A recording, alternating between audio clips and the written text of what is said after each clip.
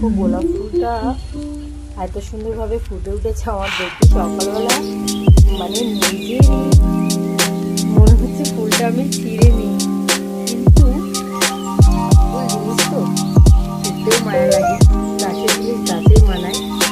তো দেখো কত সুন্দর লাগছে, তোমরা কমেন্ট করে জানাও ফুলটা কেমন লাগছে। সবারই গোলাপ পছন্দ, আমার একটু বেশি পছন্দ হচ্ছে ফুলটাকে। তো টাটা, সবাইকে ভালো থাকবে।